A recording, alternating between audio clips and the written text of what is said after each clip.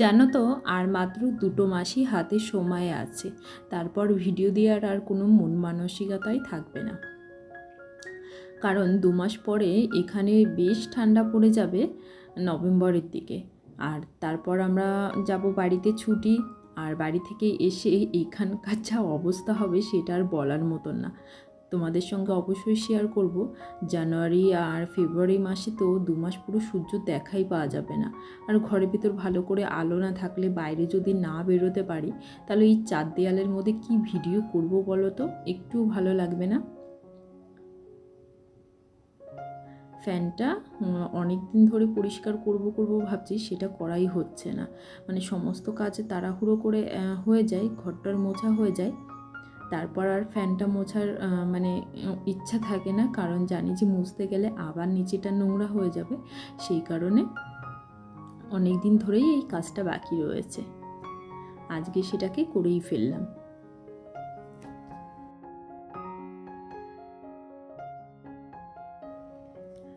টাওয়ালটা print করার সময় একটু ভয়ে ভয়েই ছিলাম যে ধুলে পরের কালারটা উঠে যাবে কি না, কিন্তু জানো তো, এটা আমার একবার ওয়াশ করা হয়ে গেছে, কালারটা কোনোই মানে ডিফারেন্স হয়নি, একটু রঙটা চটেনি। আর সাদা জিনিস তো এটাকে 2-3 দিন পর পর না ধুলে একদমই খারাপ হয়ে যায়। আর সোনাই বেশিরভাগ টাইমটা এখানে বসে ওই খাওয়া দাওয়া করে, এই উপরে হাত দিয়ে দেবে, ও তো বাচ্চা মানুষ, অতটা বোঝেও না। তো ফ্যানটা তো পরিষ্কার করে নিয়েছি, নিচেটা অনেকটাই ধুলো হয়ে গেছিলো, সেগুলো ঝাড় দিয়ে এখানে ঝটপট মুছে নিচ্ছি। আর ওইদিকে রান্নাবান্নার কাজও চলছে, তোমাদের সঙ্গে শেয়ার করছি আজকে কি রান্না করব।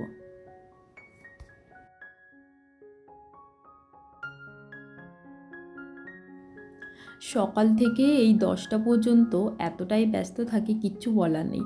কিন্তু ব্যস্ত থাকাই ভালো, এই 10টার মধ্যে আমার সমস্ত কাজ কমপ্লিট হয়ে যায়। ভাতটা অনেকটাই লেটে বসাই, কারণ তোমাদের দাদাভাই আসতে আসতে ওই 3টে মতন বেজে যায়, ওই 2-2:30-টের দিকে আমি ভাতটা বসাই। আর সোনাইয়ের খাবারটা তো আলাদা করেই বানিয়ে নিই। এই আলু ফুলকপি দিয়ে একটু ঝোল করব, তার মধ্যে মটরশুঁটিও দেবো, ফ্রোজেন মটরশুঁটি এখানে পাওয়া যায়, তোমাদের দাদাভাই নিয়ে এসেছিলো।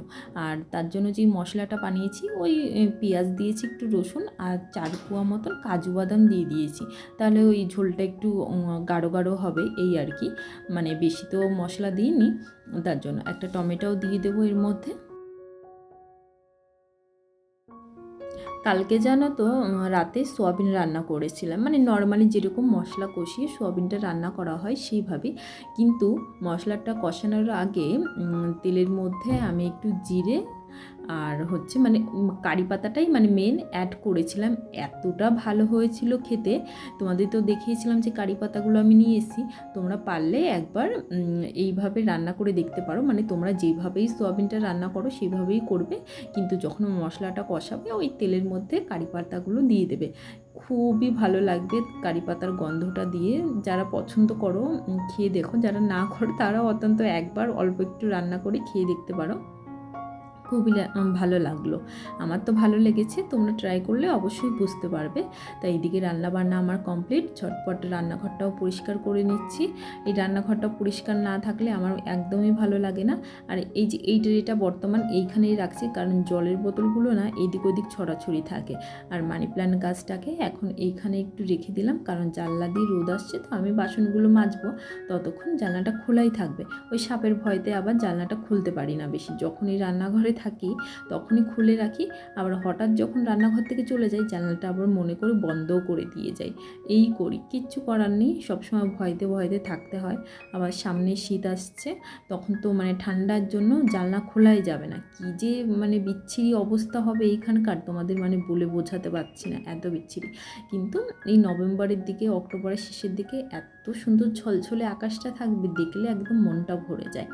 বাসন টাসন মাজা হয়ে গেছে, এখন চলে আসলাম এইখানে, এই স্নান করতে যাব, তার আগে ভাবছি যে একটা ফল কেটে নিই, ফল কেটে খেয়ে নিই। এগুলো কী বলতো, নাশপাতি, এইখানে গাছে হয়তো নাশপাতিগুলো এত মিষ্টি, এই নাশপাতি দেখলে তুমি বুঝতেই পারবে না, দেখলে মনে হচ্ছে কাঁচা, কিন্তু খুবই ভালো খেতে। এগুলো তোমাদের দাদাভাইয়ের অফিস থেকেই দেয় নাশপাতিগুলো।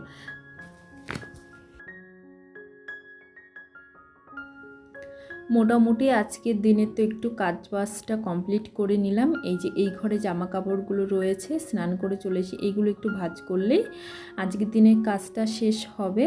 তারপর বিকালে বান্ধবীদের সঙ্গে ঘুরতে বার হব, মানে এটা আমাদের প্রতিদিনকার ডিউটি।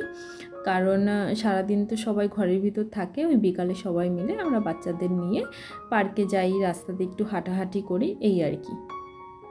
বাবুর জামা কাপড় ঝুড়িতে থাকে, আর আমার জামা কাপড়গুলো তো এইভাবে আমি ডেলি ইউজের জামা কাপড়গুলো এরকম বক্স বানিয়েছিলাম, এইভাবে অর্গানাইজ করে রেখে দিই, সমস্ত কিছু জায়গায় রেখে দিলাম। আজকের ভিডিওটা কেমন লাগলো অবশ্যই জানিও।